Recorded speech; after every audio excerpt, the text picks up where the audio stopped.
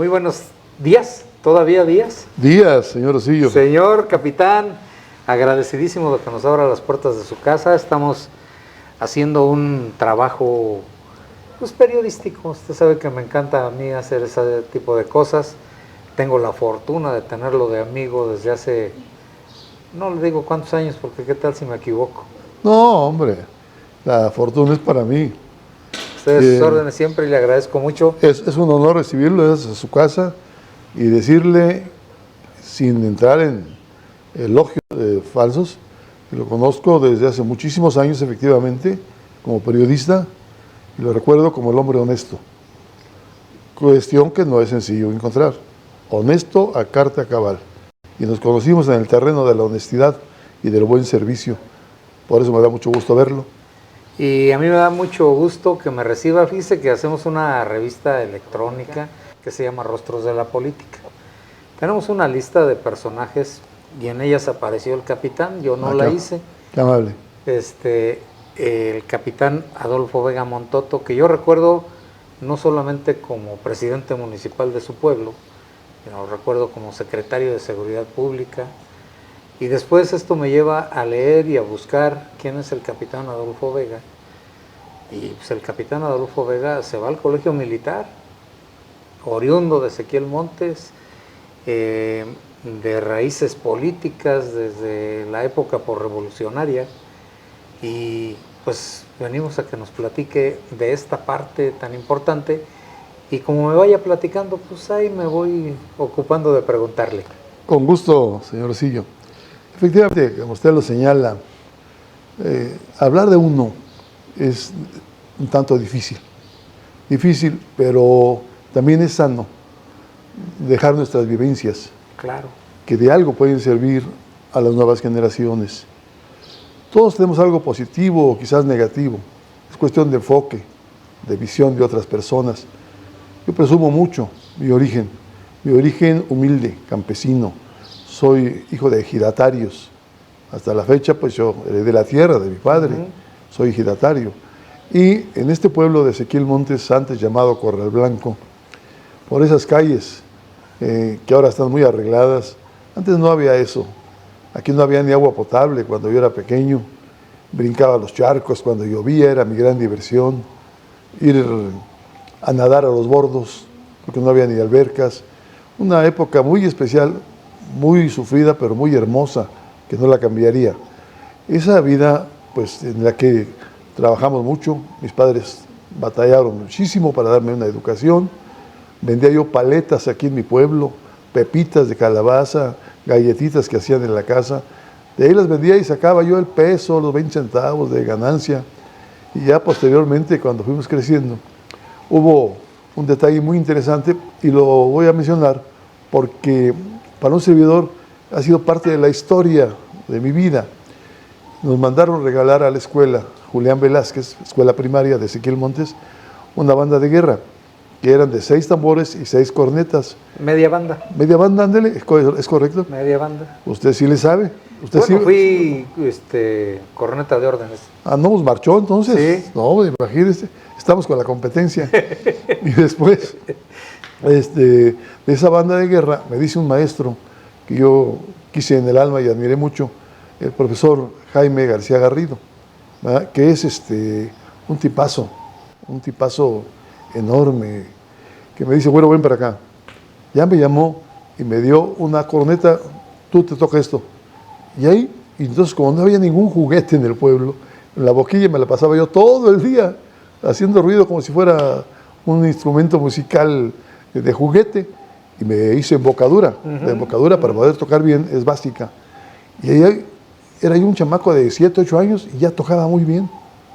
Me fui al Velasco, ¿ya? Después de algún tiempo, con mucho esfuerzo de mis padres, al Instituto Militarizado Benjamín Noriega Velasco, que está en las calles de Guerrero e Hidalgo. Ahí estaba, pero estaba. Yo no Ahora sé. está el Hotel Señorial. El Hotel Señorial. Y a un lado había un ultramarino, se llamaba. Ultramarinos, como no, sí. Un sastre. En fin, cosas muy hermosas de ese Querétaro también, de antaño, muy bello. Y ahí terminé la secundaria. Después me fui un año a la prepa de la UAC, no lo terminé. Y después al heroico Colegio Militar. pero en el Velasco también era yo de la banda de guerra. Y cuando llego al heroico colegio militar, algo muy curioso, no se ha repetido, ni antes había existido alguien que desde Potro, como le llamamos al nuevo, sí, al cadete nuevo, desde Potro, a los 3-4 meses de haber llegado al colegio, por X circunstancias se da un reacomodo en el colegio en cuanto a corneta de órdenes del heroico colegio militar. Y me ponen a mí como a prueba, ¿ya? Me ayudó algo, válgase la expresión, la estatura, y que de veras tocaba yo bien. Y ya dominaba yo algunos toques militarizados por lo del Velasco, para efecto de aplicarlos en la vida militar. Y entonces fui corneta de órdenes del colegio militar desde Potro, desde cadete novel, hasta que me gradué en el año 70. Imagínense, y nunca se ha dado en la historia alguien que desde Potro sea corneta de órdenes hasta que se gradúa. A mí me tocó eso, estar en las Olimpiadas, por ejemplo. En el 68. 68, en todas las ceremonias cívico-militares que se hacían de la época. Yo siempre estaba con el comandante del cuerpo de cadetes. Yo a través de la corneta movía a los compañeros del heroico colegio militar, a mis compañeros cadetes, en los desfiles, en todas las ceremonias. Tuve momentos muy interesantes, muy hermosos, que son parte de la vida nacional. Toqué silencio para algunos héroes de la patria, cuando cambiaron sus restos, cuando alguien fallecía. En cuestiones del desfile, yo tocaba todo lo que pasaba sobre el desfile de los cadetes, buscaba dar con mucha precisión mis toques para que se lucieran mis compañeros, y fue muy bien.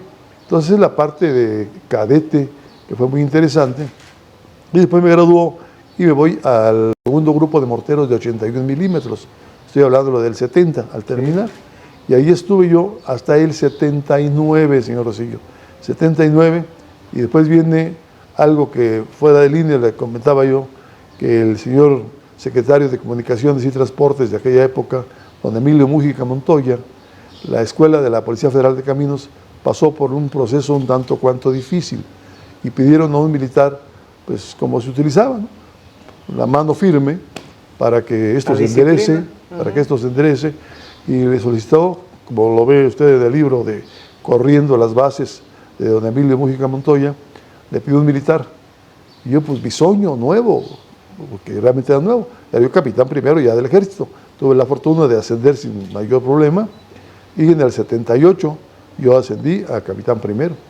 Entonces me mandan, me dice el comandante de la brigada, algo que me pegó un susto: preséntese con el secretario de la Defensa. Y yo, ay, ¿qué hice, no? Porque no me dio mayor detalle.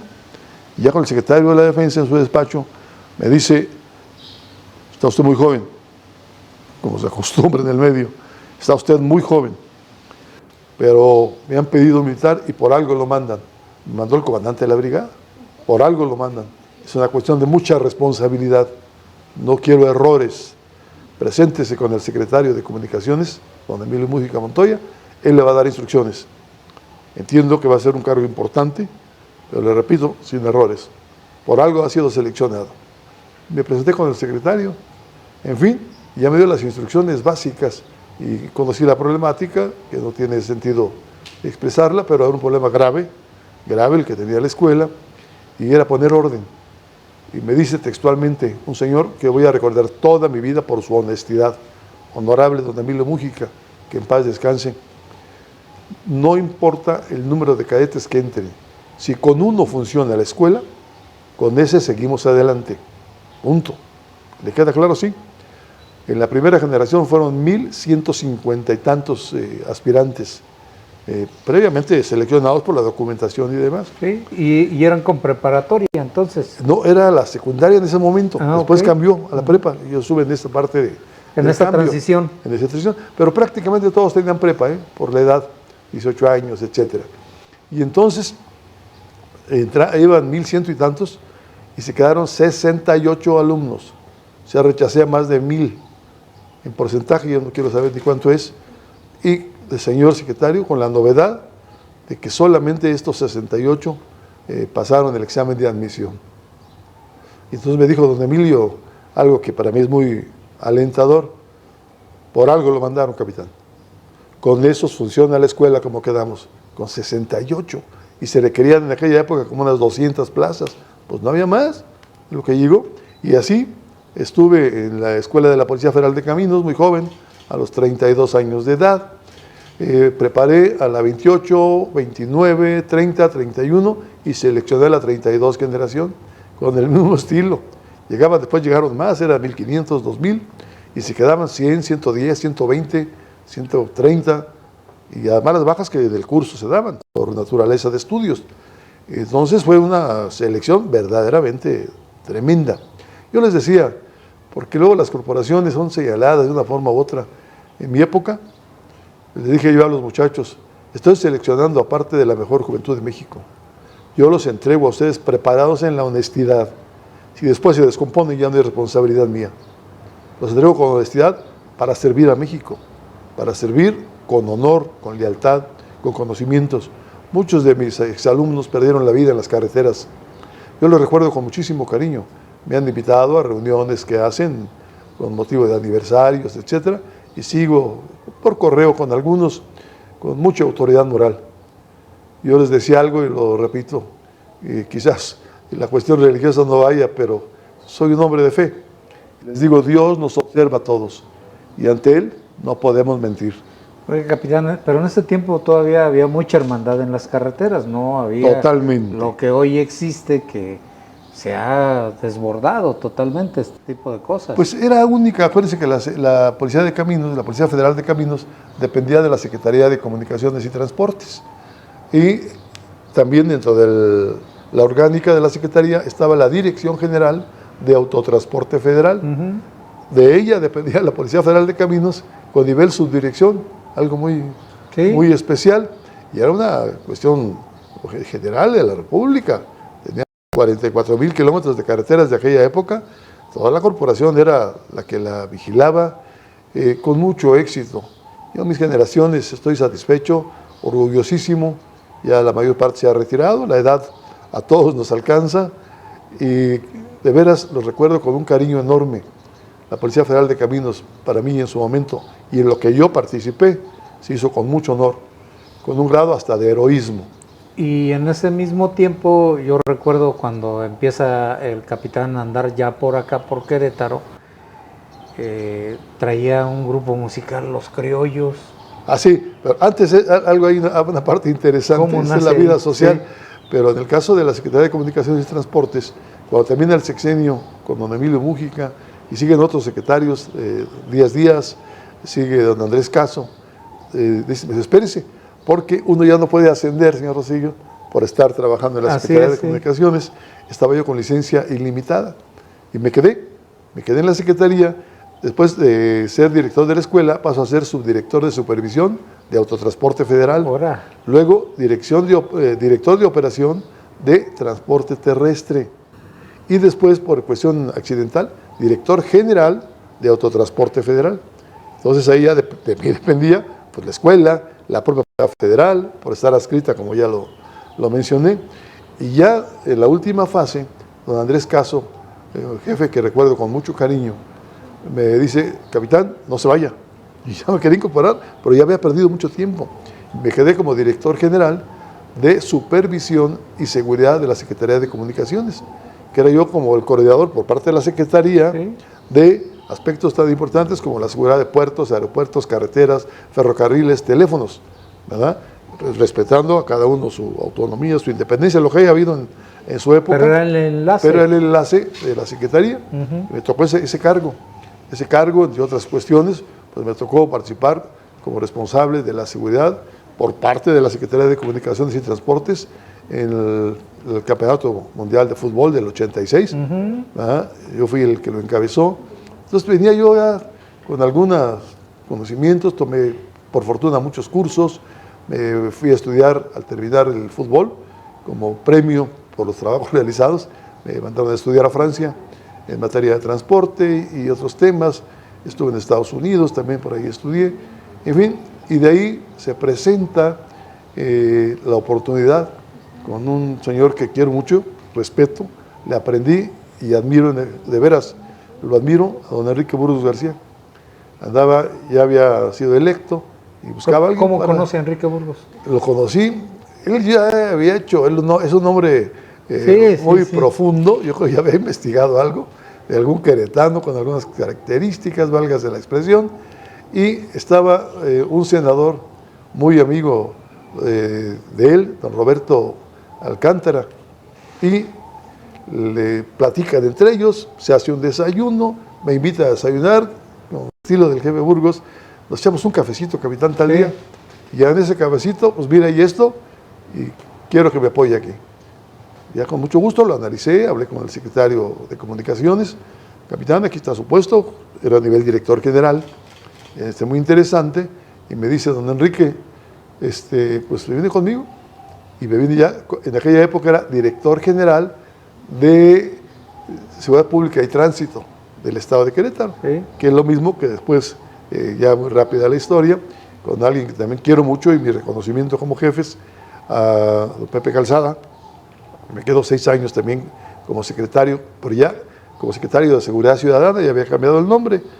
Con el jefe Burgos, don Enrique, estuve de él en 91 al 97, y de 2009 a 2015 con el jefe Calzada. Yo les digo jefes, por ya cuestión militar muy metida en uno, y sin darse cuenta les digo uno jefes. Con los señores gobernadores les aprendí muchísimo, y le voy a decir algo, y se lo presumo, pero lo digo porque yo sí, como lo dije hace rato, Dios nos ve a todos. Uno también debe tener la dignidad de seleccionar a sus jefes. Claro. La oportunidad nos la da el Señor, que nos da el nombramiento. Alguien decía hasta el padrino, pero la permanencia se la gana uno. Yo lo he aplicado toda mi vida. Y estuve con mis 2 jefes, con el señor gobernador Burgos, con el señor gobernador Pepe Calzada, y aprendí a quererlos y a admirarlos. Me dieron la oportunidad de ser y hacer, y creo no haberles fallado. Trabajamos con mucha honestidad y dejamos siempre a Querétaro en un lugar de primer orden en materia de seguridad, que hasta la fecha, también lo digo con mucha satisfacción, creo que lo que tiene Querétaro, que se ha cuidado por otros gobernadores, otros secretarios, han hecho su esfuerzo y lo siguen haciendo para mantener un estado, a diferencia de otros estados de la República, en paz, con progreso, con seguridad, y eso requiere, pero muchísima entrega. Yo, si no hubiese coincidido con mis jefes, por eso le digo, también uno lo selecciona, no me hubiera quedado en Querétaro. Oiga, ¿cuáles fueron sus momentos muy difíciles con el gobernador Burgos?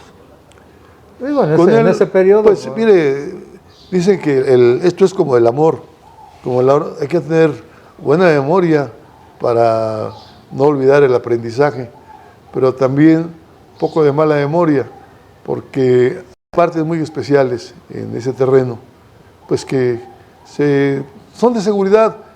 Es decir, que este enfrentamiento, que fulano, que nombres esto y aquello, pudiera decirlo, pero como que no es ético. Yo creo que el hombre de la seguridad lo que debe tomar en cuenta es ser, pero desde luego, súper honesto.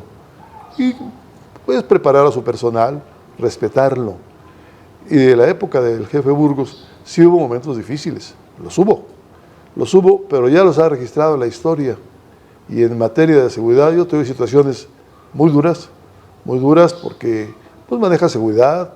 No me acuerdo cuántos miles de personas detuve y los envié al Ministerio Público, y cada uno significaba un riesgo. Me tocó, por ejemplo, algo muy interesante con el jefe Burgos, y eso sí quiero destacarlo, poner en paz algunas colonias de Querétaro que eran impenetrables. Nadie podía entrar, la policía no entraba, llámese lo más de Casablanca. Y utilicé una técnica, porque yo siempre he dicho que la seguridad pública no es cachucha, macana, patrulla y pistola, es algo más. Es el policía firme, el amigo, el psicólogo, el doctor, el abogado, el orador, el hombre ejemplo, el hombre disciplina. Eso es, porque de otro modo no funciona. No funciona, es una mentira que les das 20 cursos y no. Si no es una persona honesta, no le des ni preparación, córrelo. Órale, vámonos. ¿Por qué? Porque más lo prepares, más peligroso se vuelve. Oigan, los cursos se ganan, la educación se gana. ¿Y en ese tiempo el policía no se enmascaraba como... No, así que damos más al tanteo, como dicen, nos exponíamos más en cuanto a equipo, aunque nos dio mucho equipo el jefe Burgos, patrullas nuevas, etcétera. Se reivindicó mucho la policía en su momento, pero entrábamos a Lomas y era una lluvia de pedradas. Se acuerdan que Lomas de Casablanca antes era puras calles empedradas, y una piedra de esas, empedrado, era peligrosísima y me llegaron a herir a muchos policías, incluso algunos con algún disparo en aquella época, muy peligroso, pero logré a través de una técnica de acercamiento con los chavos banda, los darquetos, los etcétera de aquella época, logré hacer equipos deportivos y jugábamos contra la policía. Equipos, en lugar de enfrentarse en otra situación, era deportivamente. Y con los transportistas, ¿verdad? Que antes, pues, a juez se les pedía de otra forma participación, yo les pedía apoyo. Yo les pedía apoyo en cuanto a balones, en cuanto a material deportivo, y eso es lo que yo les daba a los equipos. Llegué a formar del Tepetate y otras colonias muy pobres y en el estado como unos 60, 70 equipos de fútbol, por ejemplo. Y también les daba conferencias a los muchachos, les daba teatro, hacíamos cosas muy interesantes. Había un muchacho que había sido pues, bien drogadicto, válgase la palabra, y daba ponencias, daba conferencias de cómo se recuperó, y lo utilicé mucho el muchacho, que Dios lo bendiga y ojalá viva. Salvamos a mucha gente, de los chavos de banda que se llamaban en aquella época, en Lomas especialmente, y logramos pacificar a través del acercamiento. Hay un detalle curioso, me citaron los líderes de Lomas de Casablanca en una noche que fuera solo, y cuando llegué iba yo con mi chofer, y que también se espere, Edén, Edén, que lo recuerdo con mucho cariño, un hombre, un buen policía, y que se espere tu chofer, me dijeron, o tu ayudante o tu policía, pasa tú primero, así en esos términos, y oscuro, en un cerro, despoblado, ya estaban ahí como unos 14, 15 personas, por un chamaco de veras de aspecto difícil, duro. Y ya me dijeron, a ver, ¿qué quieres? ¿Qué nos vas a dar? Siempre nos dicen que nos van a respetar, y no hay, usando malas palabras, nos traen amolados, etcétera. ¿No es cierto? Las perreras nos suben como animales. Y ya les dije, va a ser de esta forma, de esta forma. Pero antes de eso, uno de los chavos esos, bien pasado, pues me registró, me dio una sopa de mi propio chocolate, que no fuera a llevar armas ni nada. Sí. Ya me senté con ellos en el piso y platicamos, hicimos el compromiso y fue una cosa muy interesante, confiaron en mí, no les fallé, ¿verdad? Y hasta la fecha son personas ya adultas. Cuando voy a Lomas de Casablanca, voy caminando, lo disfruto enormemente, porque esos chavos banda ahora son padres de familia y me saludan con mucho cariño y con mucho respeto. Pero así empecé, siendo revisado por los chavos banda, y cambiaron las cosas, si no sería inhabitable toda esta zona y otras colonias. Rito Colorado era muy difícil, Satélite, en fin, había colonias muy difíciles, pero especialmente Lomas de Casablanca y la zona de Reforma Agraria, muy difícil, y los entregué en paz. Esa fue la época del jefe Burgos, muy interesante, vivencias de veras muy especiales, señor Rosillo. Fíjese que entre las cosas bonitas que tiene Querétaro es que ahí sí se le ha dado seguimiento a lo que deja un funcionario y llega otro. En otros lugares no sucede exactamente lo mismo. Esto lo hizo fulano de tal, tíralo porque eso no sirve, o era de otro partido, o era... En Querétaro tiene esa particularidad. Sí, yo creo que el respeto, siempre que uno recibe un cargo, hay que aprovechar lo que se hizo bien.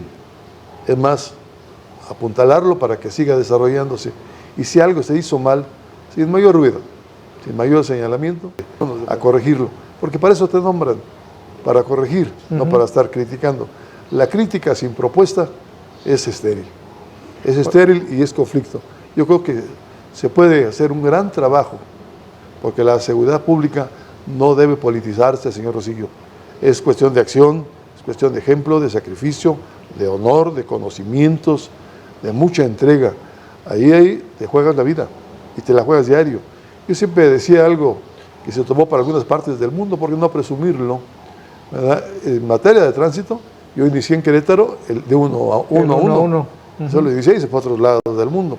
Y en materia de seguridad, en otros países se comentó, yo tuve la oportunidad de escuchar en algunas partes, especialmente de América, frases de un servidor. Ser policía, ¿verdad?, es esa contradicción de amar a la vida y acariciar a la muerte. Ser policía es acudir a la cita sin pensar en el retorno. porque te vas y no sabes cómo regresas. Ser policía es sentir el uniforme como la propia piel. Ser policía es sacrificar a la familia en aras de la sociedad. Todas son grandes verdades, pero son aprendizajes que he tratado de dejar, pero los puse en práctica y los llevé a la práctica, señor Rosillo. Oiga, en ese mismo tiempo se interesa usted por la política y se viene Ezequiel Montes de candidato. Sí, me vine de candidato porque precisamente era todo un reto. Del chamaquito aquel que andaba brincando charcos y vendiendo paletas y pepitas en la calle, regresar, pues ya con alguna experiencia, ya un poco vivido en el gobierno. Yo estaba en los 3 niveles de gobierno, ¿verdad? Y se presenta la oportunidad para ser presidente municipal, me lanzo al ruedo, como dicen los toreros, y logramos tener éxito. Y pues todavía salgo a la calle con muchísimo orgullo y puede preguntarle a cualquier persona de mi pueblo, ¿verdad?, cómo se trabajó. Nunca tomé un átomo de centavo fuera de mi salario. Mi salario nunca me lo subí y pedí a mis regidores que nunca me pidieran que se subiera el salario. Había muchas necesidades. Nuestro salario era digno de todos, del presidente municipal y de los regidores, y durante todo mi trienio no moví los salarios. Nunca cobré 5 centavos por una obra. En fin, se trató de hacer las cosas bien, al grado de que muchísimos presidentes municipales de otros lugares del país venían a ver cómo se le hacía, así como también otros secretarios y otras corporaciones de seguridad pública venían a Querétaro cuando era yo titular a ver cómo se le hacía con tan poca gente y las cosas estaban bien. Es que funciona mejor, señor Rosillo, 10 policías honestos, entregados, valientes, preparados, que 1000 mezclados y pues con una conducta inadecuada. La seguridad está en cada individuo. Oiga, en ese tiempo muchas comunidades todavía no tenían caminos. Yo recuerdo que en ese tiempo prácticamente se hizo la red de comunicación intercomunidades en Ezequiel Montes, clínicas. Sí, esa parte, a mí me tocó poner nada más algunos consultorios, ¿verdad? Y la otra parte, pues la parte estatal, por la cuestión de la inversión, le correspondía ese giro, lo hicieron y fue creciendo mucho Ezequiel Montes. Ezequiel Montes es tremendamente comerciante. Entiendo que en este momento están superando ya prácticamente los 500,000 toros en engorda, en los corrales en Ezequiel Montes. Y a mí me tocó poner, por ejemplo, el rastro tipo TIF, sí, siendo presidente, cosas muy interesantes. Antes había un comparativo en la administración pública, y no quiero señalar el lugar que nos tocó junto con Saltillo, recuerdo, en materia de administración pública como presidentes municipales, y nos fue muy bien, muy bien. Oye, luego de ahí, ¿otra vez a seguridad pública? No, en el caso de seguridad pública, acuérdense que yo fui presidente en el caso de Ezequiel Montes 2003, y después se presenta la oportunidad con el señor licenciado Pepe Calzada. Pero hubo un periodo anterior a ese donde el capitán también aspira a ser gobernador. Bueno, hubo una parte interesante mientras fui presidente municipal. Como al segundo año de presidente municipal, también me inscribí para ser gobernador por parte del partido, PRI, y desde luego las cosas pues nos dieron con toda claridad y regresé a tomar la presidencia municipal de nueva cuenta en ese momento. Y ya concluí mi periodo de gobierno de manera muy interesante, y también le diré al señor Rosillo, perdóneme que lo exprese una vez más, con mucha dignidad, con mucho decoro, y lo más hermoso, los pueblos tienen memoria, y que le pregunten a un ciudadano qué vivencia, qué gobierno tuvieron, pues es muy interesante si hablan bien, porque la política siempre es confrontación. Si usted pertenece a un partido, todos los de otro partido que perdieron, lo van a ver mal, y no se diga en los pueblos. Aquí hubo divisiones familiares, de primos, primas, y aquí son muy apostadores mis paisanos, apuestan de todo, de todo. Ven un perro, te apuesto que ese perro tiene 3 años, ya se casa el dinero. Así son, que ese toro pesa 20 kilos, digo 200 kilos o 400 kilos, también, y se pagan la apuesta. Apuestan de todo. La palabra así como decir buenos días, aquí es te apuesto. Sí. Y apuestan de todo. Entonces apostaron en las elecciones Y el que perdió, hubo ranchos en las apuestas, en mis elecciones. Sí, sí, sí. Hubo ranchos, hubo terrenos grandes, carros, dinero en efectivo. Se apostó, pero en grande. Entonces la gente que perdió su ranchito, que perdió su carro, que perdió su dinero, pues yo creo que no soy santo de su devoción. Eso, pues, por culpa de este, perdí esto, perdí aquello. Entonces vienen las divisiones y es muy difícil la unificación de un criterio positivo o negativo. Es muy difícil, siempre hay división en la materia política por la existencia de partidos, de otros candidatos, y cuando usted gana, pues sí, la fiesta, pero esto es como en todo. En un lugar hay fiesta y en otro lugar hay luto. Muy difícil. Y a mí me toca recibirlo en Pinal de Amoles, ya era yo delegado del partido allá. Sí, cómo no. Ajá. Ahí me tocó verlo. Muy activo usted, señor Rosillo. Muy trabajador en el terreno político, muy creativo. Nos gustó esta parte, ¿no? Es apasionante. Y luego el capitán, pues, regresa a la seguridad pública. Es correcto, o sea, como secretario de Seguridad Ciudadana. Y antes, pues, la Secretaría de Comunicaciones me ha permitido tomar pues, muchísimos cursos. Tuve la oportunidad de dar una conferencia sobre protección civil a los representantes de Francia, Japón, Latinoamérica, el Caribe. Tomé en el sector comunicaciones cursos de administración, de seguridad, de transporte, liderazgo, etcétera, etcétera. Mejora continua, un sinnúmero de cursos. Mi secretaria hablaba de aquella época de más de 150 cursos, que es la que me llevaba El récord. el récord. Y después otros cursos aquí en Querétaro muy interesantes por parte del gobierno del jefe de Burgos, del jefe de Calzada. Cursos muy profundos, muy interesantes, por instructores nacionales, internacionales. Muy interesante, que le van dando a uno una forma humana. Yo siempre he dicho que lo que sabemos y lo que tenemos no es de nuestra propiedad. Y lo más interesante es dárselo a otras generaciones. Yo siempre he tratado de hacerlo. Campeón de oratoria desde la secundaria. Desde la secundaria hasta después ya de adulto. Sí. Después de adulto he dado clases, fui subdirector y luego director en el Colegio Nuevo Continente. El auditorio lleva mi nombre hasta la fecha. Yo lo inauguré con una conferencia. Me hicieron el favor y el honor de permitir dar una ponencia. Y he dado muchísimas ponencias a la UAC. Soy maestro fundador de la carrera de criminología en la UAC. En la universidad. Sí, di 5 años clase. En fin, en la cuestión académica me ha tocado participar muchísimo en este país. He aprendido muchísimo de la oratoria y también he dejado a alumnos muy brillantes y alumnas en Oiga, todo el capitán, estado. un orador, ¿qué tanto tiene que leer? Pues entre más leas mejor. Entre más leas mejor. Hay una parte muy interesante, señor Rosillo, para mí del ser humano, que yo sugiero que sea uno muy preguntón.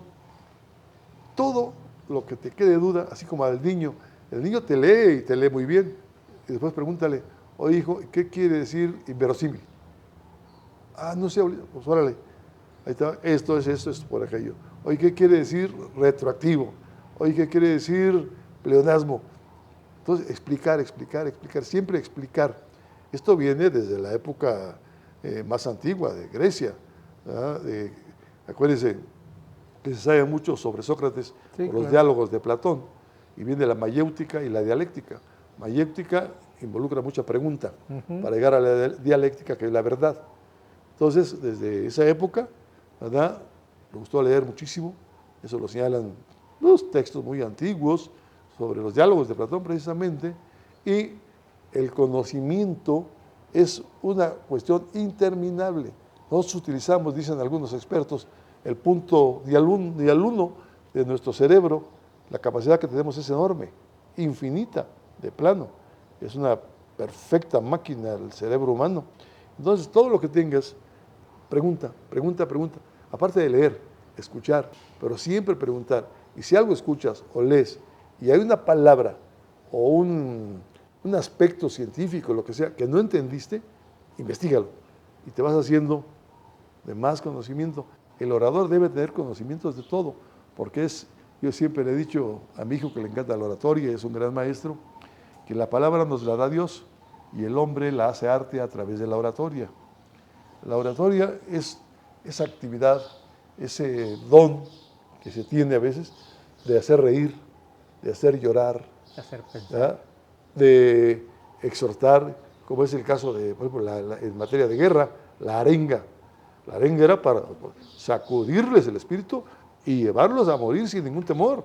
La famosa arenga, ¿verdad?, que se utilizó mucho en las guerras mundiales, que no es lo adecuado, pero puedes arengar para ser mejor en una empresa, para ser el mejor en la escuela, para ser el mejor en la política. Tú puedes, sigue adelante. Tu padre te está observando desde el cielo. Órale, échale. Oye, cosas de ese tipo, ¿no? ¿Qué hemos perdido en esta sociedad, capitán?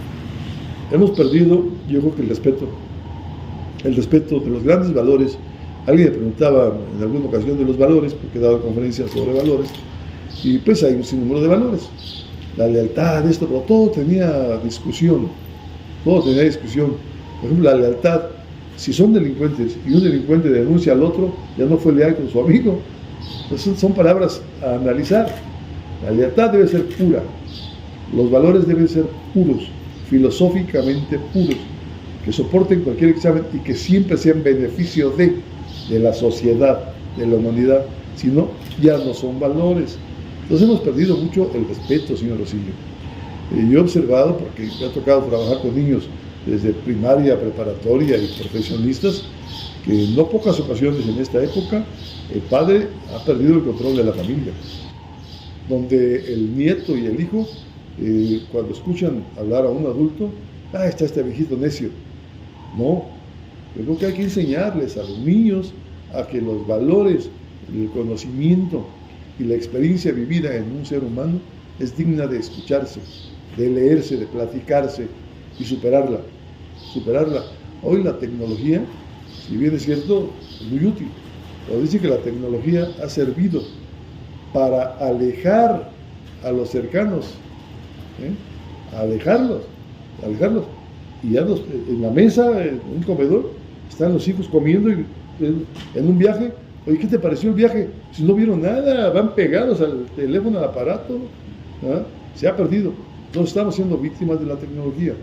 Es una época en la que hay que tener esa sabiduría, esa responsabilidad de orientar a los menores de edad, a los jóvenes, a que para todo hay tiempo.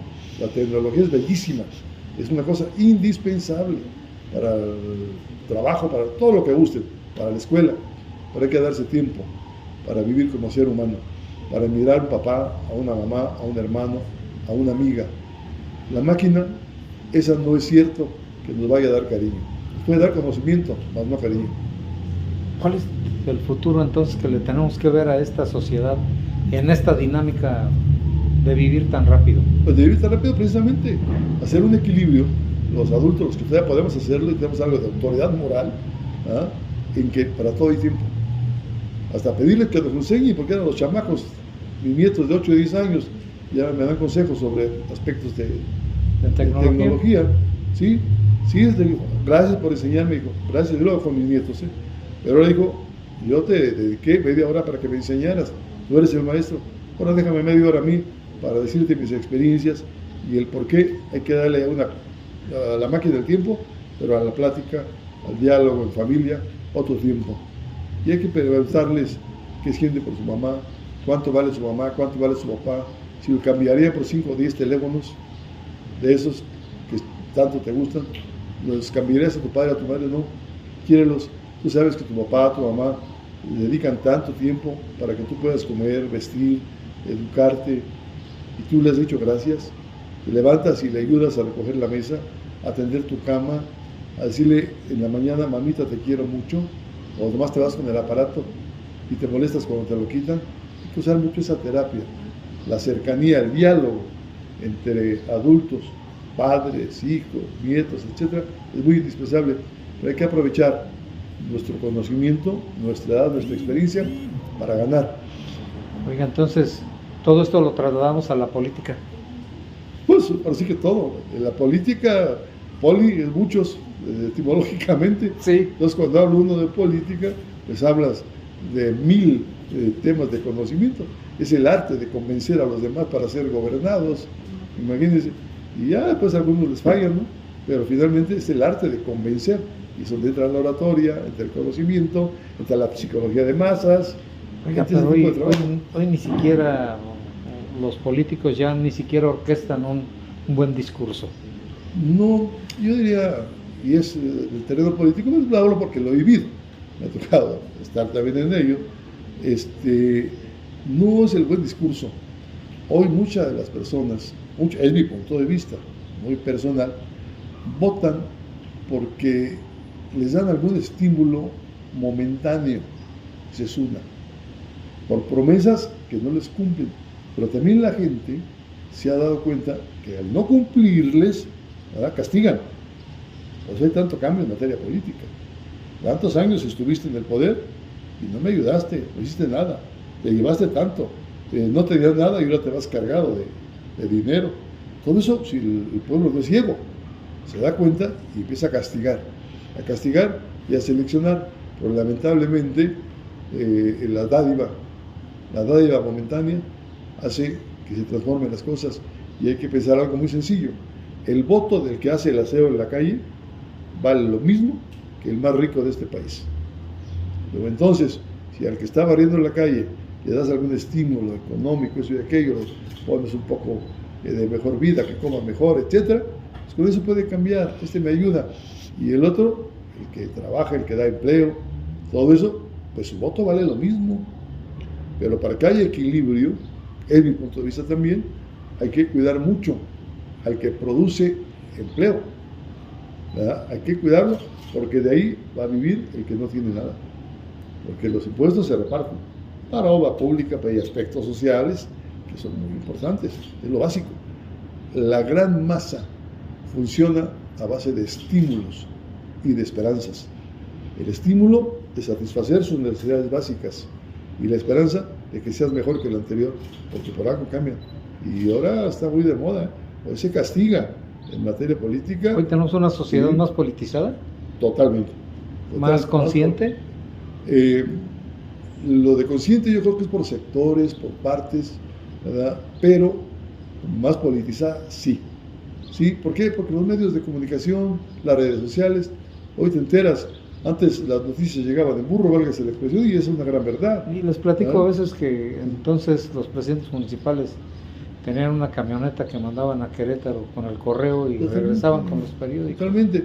Ahora ya lo que pasa en cualquier parte del mundo, lo sabes a los 2 minutos después, lo sabes que pasó en tal parte. Ayer creo que se cayó un helicóptero que fallecieron algunos mexicanos, sí, ¿cómo se llama? Aquí en la montaña más alta del mundo, unos excursionistas, en fin, todo eso hoy sucede y ya lo sabes de inmediato. Y antes, no hombre, por ahí hay una película interesantísima de las fuerzas vivas, que se informaban de que iban ganando los buenos o los revolucionarios o no sé qué, acá y los otros, los metían en la cárcel porque llegaba en burro el periódico ya después de 8 días y leían, van ganando para adentro unos. Sí. Ahora otros y los sacaban. Muy interesante, de Coco Lechuga era. Sí. Las clases, las fuerzas vivas. Interesante de comparación de política. Pero regresando a lo que usted dice, yo diría que en el terreno político juega mucho la campaña, las redes sociales, la esperanza de una sociedad cada vez más pensante, más participativa, y también con deseos de que las cosas cambien. Y el hombre que practica la política debe practicar esa psicología masiva. Oiga, ¿y el capitán bohemio? Me gusta la bohemia. El bohemio, alguien decía que un bohemio es la mitad de un amigo, y yo estoy de acuerdo con eso. Los mustios, los trompudos, esas personas contagian, y nunca hay que juntarse con ellos, porque tú eres amargado. Búscate un bohemio sano, alegre, buena onda, como decimos, que sepa respetar, que sepa disfrutar con respeto, pero que comparta alegría. La alegría y la sonrisa son medicina. El amargado te enferma. El bohemio, el que te habla y te hace reír, alimenta tu alma, alimenta tu espíritu y te da salud. ¿Qué le diría el capitán a los políticos? ¿Qué le diría a esta sociedad? ¿Y qué le diría a los periodistas? Pues ahora sí, yo de los periodistas tengo la más hermosa experiencia, como es el caso suyo. En Querétaro, para mí, la apariencia es impresionantemente positiva. A mí, de veras, trabajé muy a gusto. Jamás me pidieron nada. Y yo también nunca les pedí que dijeran algo para favorecerme, nada. Digan lo que ven y punto. y funcionaron mejor las cosas. Entonces a los periodistas que tengan ese valor y esa valentía, que Dios los bendiga en un trabajo tan difícil, tan peligroso que se ha vuelto, y que sigan hablando con la verdad, que sigan siendo libres. La pluma libre ayuda más a las sociedades, y a la sociedad yo le diría, si con el atrevimiento y la autoridad que da la ignorancia en esta materia, les diría: seleccionen mejor, piensen mejor su voto, seleccionen, vean el por qué sí y el por qué no, seleccionen. Yo no hablo que vayan a favor de un partido o de otro, seleccionen su voto y piensen que a través de su voto en el lugar donde viven y en este país, de eso depende la vida futura de sus hijos, de sus nietos y de toda su descendencia. Un error político en un momento determinado es un error que va a repercutir en las nuevas generaciones y es nuestra sangre. Más reflexión, más análisis antes de decidir. Ese es mi punto de vista. ¿Qué me diría de lo que no le he preguntado al capitán? No, humildad.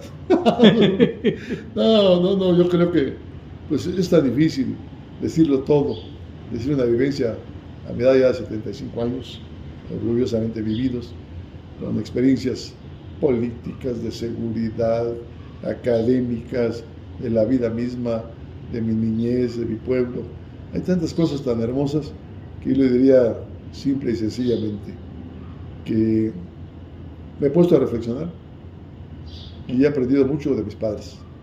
Mi padre tenía una frase muy interesante, o dos, que íbamos a poner en su epitafio, o sea, en su tumba, y decía, una que está aquí, como usted la ve, dice: por un hijo, hasta el último paso y hasta el último peso.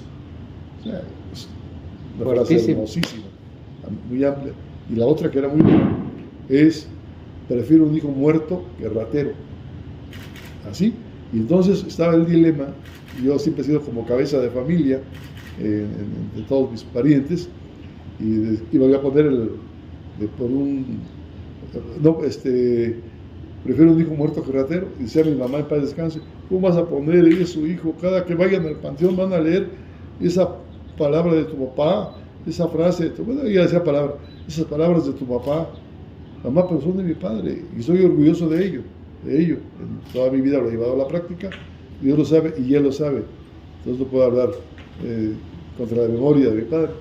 No, digo, pon la otra. Quedó en su tumba, aquí en Ezequiel Montes, dice: por un hijo hasta el último paso y el último peso. Y la otra, que ya se la expliqué: prefiero un hijo muerto que ratero. Toda la razón. Si así pensaran muchas personas, sería distinto este mundo.